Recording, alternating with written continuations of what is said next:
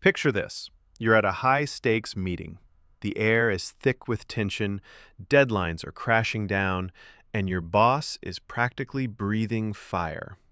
Everyone is silent, staring at their shoes. The pressure is unbearable. And then, out of nowhere, you hear yourself cracking a joke about the office coffee machine.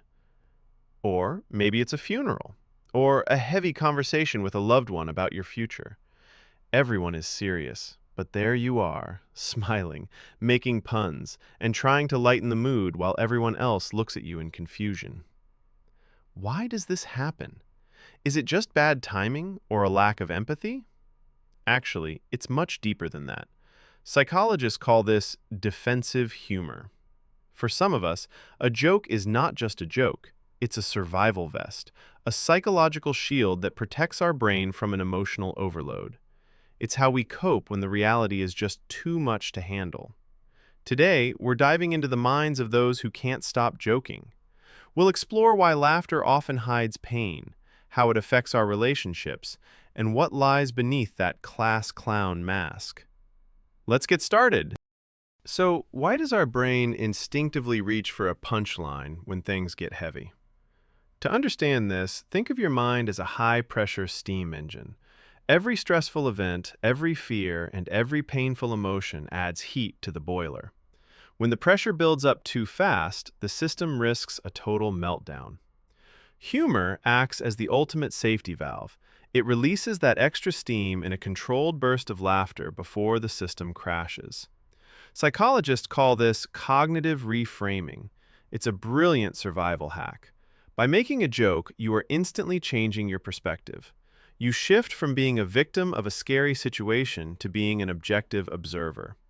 If you can find something funny in the chaos, it means you're still in control.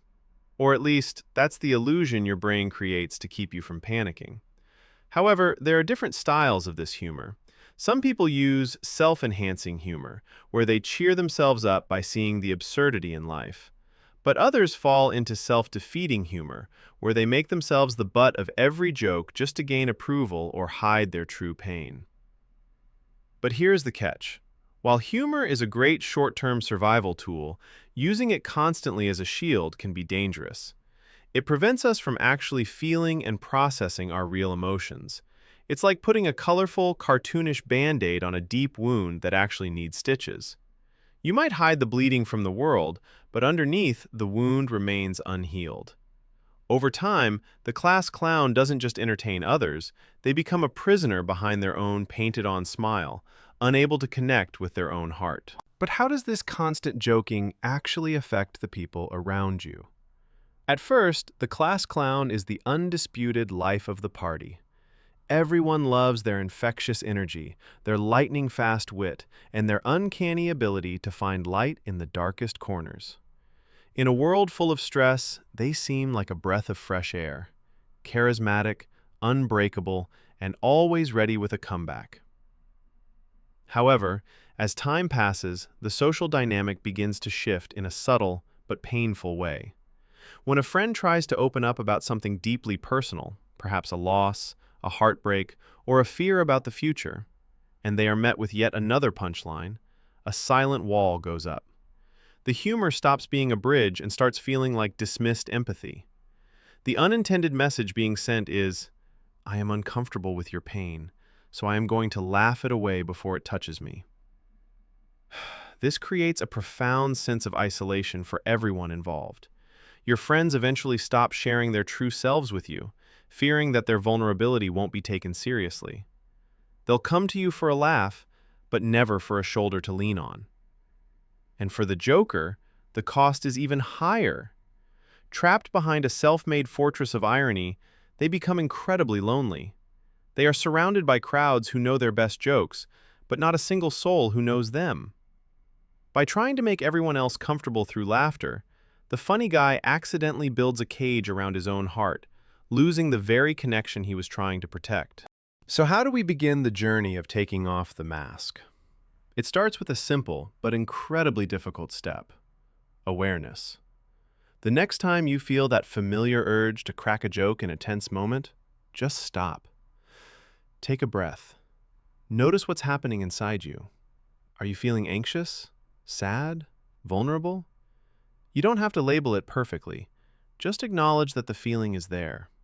Choosing authenticity doesn't mean you have to stop being funny. Humor is a wonderful gift, but it should be a conscious choice, not an automatic reflex that you can't control. Start small. Try sharing one honest, unfiltered feeling with someone you truly trust. It might feel terrifying at first, like standing in the open rain without an umbrella for the first time in years. But this is exactly how true, deep connection begins. You are allowed to be serious. You are allowed to be tired or sad or even completely silent.